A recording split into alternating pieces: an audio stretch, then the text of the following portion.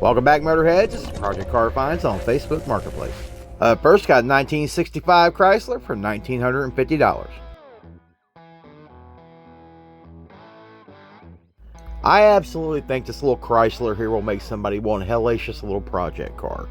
You don't come across these very often. This one here, from the pictures, doesn't look to be in too bad a shape either. Now, granted, you definitely need to get under this car and look under the underside, make sure the frame and the underside of the car is in good shape. But the trunk pan looked pretty decent. Not great, but decent. Overall, I think this car here is worth saving. I don't really think that's too bad a price. What do you guys think of the little Chrysler? Leave it in the comments. Next, got a 1966 Cadillac for $4,000.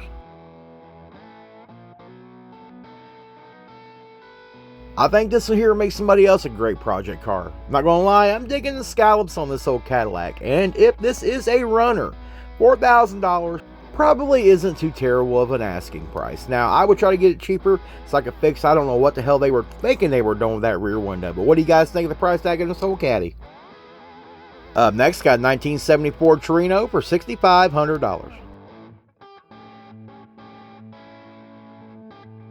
Now, if what they say is true, and this is actually a true 429 car, this might be worth some money. I'm not overly proficient when it comes to what motor options were available in the Torino. I grew up in a GM family, so therefore I became very proficient with across-the-board GM engine products. Anyway, the body on this Torino doesn't look to be in too terrible a shape.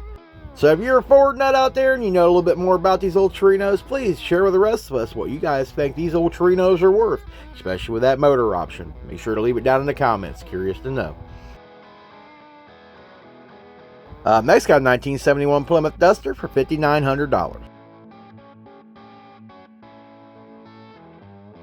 Now, looking at this old Duster, it doesn't appear to be in too bad a condition from the pictures. But one thing I can tell you with my dealings with Mopars, especially these little Dusters, they like to rot. So I'm sure there's a lot of things being hidden here that we can't see in the pictures. And judging from what I see on the other side of this car has probably got quite a bit of rot in it.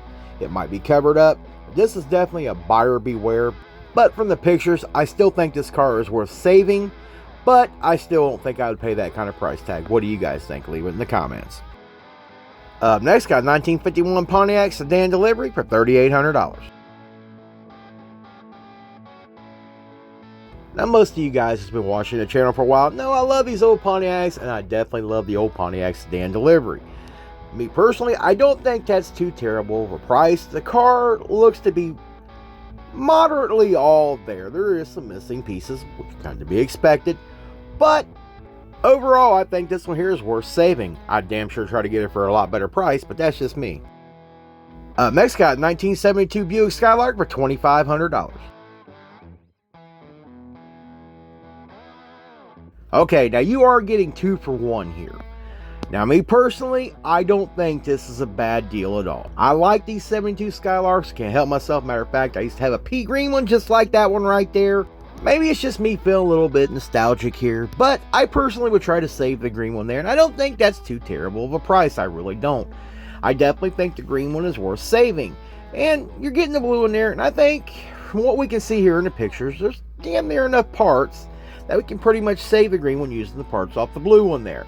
Now, we gotta hope and pray that the whole underside of that green one is not completely gone, as we've seen how sunken down into the ground it was. Hopefully the frame is still in decent shape. But I think if I could get down there and look underneath and see what the frames are like on either one of them, as long as there's one good frame there, I think for $2,500, this is worth taking a gamble to try to build you one hellacious Skylark. But what do you guys think of the old Buicks here? And what do you think of that price tag? Would you buy them? Leave it down in the comments. If you're enjoying today's video, be sure to smash that like button. Next, got 2 1958 Buicks for $4,200. Well, we got another twofer on the Buicks here today. Well, me personally, this is a no-brainer. I think I would actually go pick both of these up here. Now, from what I can see in the picture, there's plenty of parts on that parts car there to take care of all the chrome. A lot of the other missing pieces that we can see missing from the shiny one over there. Now, granted, we're going to have to do a full interior and all that stuff right there. But from the pictures, I think there's a lot of promise coming out of that old parts car to go ahead and complete the shiny one here. And this is a non-post car. So me personally, I think this is a great deal for somebody. I wish I had room for them because I'd be on my way to go get them. So what's your guys' thoughts on the pair of Buicks here? Leave it down in the comments. Next got a 1961 Ford Ranchero for $2,000. Now this one here, the body's not all that clean on. You can see that from the pictures here. But a lot of people love these little Rancheros, the ones that are based on the Falcon. Now me, I think they're kind of cool looking. I wouldn't got them away to buy one, but I don't think $2,000 is too bad of an asking price on this one here. Personally, I think I'd try to get it for less than $1,500, but I still think this would be a great project for somebody if you're really into these cars.